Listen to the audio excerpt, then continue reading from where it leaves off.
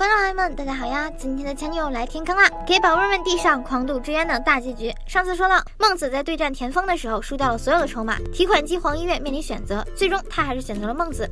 毕竟一会长的性格是不可能同意他回到学生会的，更何况他和田丰有同样的野心，更要分个高下。新一轮的赌局开始，孟子拿出大牌做交换，田丰推测他手中小牌居多，开始下注，两个人都想要选择权，疯狂加注。中途孟子没有了筹码，黄一月就继续加，有钱任性。10枚レイズだ。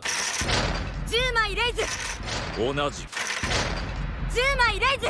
同じく。这更像是一场拼钱的游戏，黄一月已经到了极限，田丰开始嘴炮，说他就是一个有钱的废物啊！那我宁愿成为这样的废物呀！宝贝们，快用你们硬币砸我吧，真的超级想有钱的。田丰想拿学校的储蓄金做筹码，又加了100枚，这算不算是挪用公款呀？以我停滞在小学的数学水平下，我已经算不清桌子上到底有多少亿了。孟子拿出人生计划。他因为欠款3亿得到了计划书，所以按照黄一月的身价，他的人生计划会更值钱。这种赌上人生的做法让黄一月不寒而栗。孟子为了安抚他，给他看了牌，这下他下定决心赌上自己的人生，以表决心咬掉了自己心爱的指甲，看着都疼。这做法让孟子更加的兴奋了。田丰觉得人生是无法估值的，所以这个加注不生效。那算不算数还不是荷官说了算，荷官认可了加注。田丰没有想到自己人的胳膊肘竟然会往外拐。荷官说他早晚要继承上千亿的资产，并且他父亲还是学校最大的股东，算他身价100枚筹码，合情合理。田丰继续反驳他，于是荷官摘下了面具。没想到吧，居然是会长。其实那天离开学校的是他的妹妹。这里要说一下，桃三绮罗丽有一个双胞胎妹妹，名叫桃三丽丽香。两姐妹的性格截然相反。妹妹是学生会会长，因为一直戴着面具，没有人知道她的身份。会长的御用造型师50岚为她梳妆打扮。一向精明算计的田丰还是逃不过被人算计的下场。会长问他要不要加注，他知道如果不加注，不仅会输，就连学生会也待不下去了。他选择押上自己的人生。会长也达到了目的，因为他的父亲是财务省事务次官，他的身价也得到了100枚筹码。砸完钱再拼爹，我酸了呀！孟子这边没有筹码可加，黄一月把希望放在了雅雅里和梁太身上。会长说他俩1枚资产，2枚身份，身价不配用亿为单位，吃瓜群众无辜躺枪。最终田丰获得了选择权，他选择以牌面大取胜。这中二的开牌方式不愧是你啊！田丰3个8，孟子2个 J， 他还是输了。原来孟子放弃大牌是为了给他造成假象，加上黄一月的配合，才让他下定决心赌上人生。会长宣布他被开除了，他因为刺激过大晕了过去，头发也变成了白色。田丰之所以会变成这样，有一部分的原因是在于家庭教育。他的父亲是政府高官，从小就教育他，只有掌握了金钱才能走向王道，如果做不到的话，他就没有任何价值。小树就这样长歪了。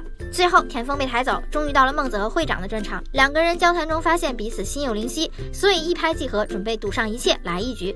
黄一月为孟子准备了出钱道具，被孟子拒绝了。他觉得能和会长赌一场已经很满足了。赌局即将开始，由黄泉月做见证人，输的人要离开学院。赌博的名为命运塔罗，玩法很简单，从22张塔罗牌里抽取3张，顺位为正数，逆位为负数，3个数字相加，合为正数的话孟子赢，合为负数的话会长赢。孟子和会长分别抽取1张牌，第3张牌将决定输赢。会长让梁太来抽，马上就要大结局了，男主终于上线了，他回想着为数不多的戏份，下定决心好好表现一把。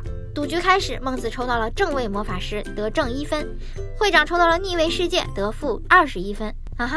导演，我怀疑你这么做就是为给男主加戏呀！黄一月怀疑会长出老千，黄泉月的演绎吓得他瑟瑟发抖。现在场上的得分总和为-20，梁太只有得20分以上，孟子才不会输。这么紧张的时刻，他先来了个迷之表白。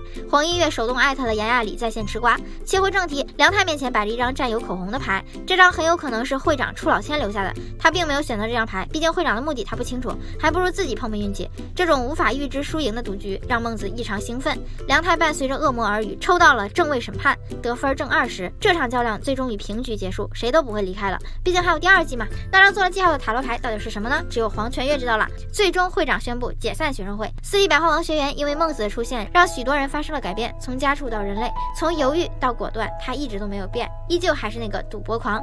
第1季到这里就结束了。狂赌之渊是河北燕老师的原作，出于他本人喜欢黑长直少女，在简单粗绘了孟子的人设之后，交给了上村透。上村透在原有的基础上赋予了孟子傲人的胸围。河北燕拿到稿子之后就觉得这是他想要的形象，于是作画便交给了上村透来做。男人真的是太真实了呀！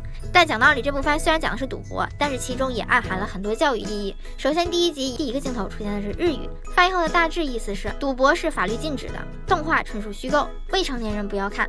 夸张的演绎呢，经常会出现在各种赌局之中。平时温婉可爱的女孩子一旦赌博之后就会变得面目狰狞，平时温文尔雅的学长在赌博之后也会变得面目可憎。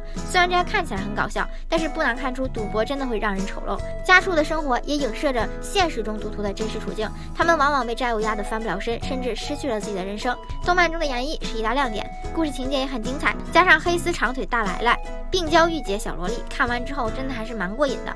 动画总归是动画，切勿将它带入到生活里。为了自己和家人的幸福，一定要拒绝黄赌毒哦。那么故事到这里就结束啦，喜欢的观众老爷别忘了点赞、评论、关注、订阅我的频道，打开小铃铛，随时收获更多精彩故事。比心。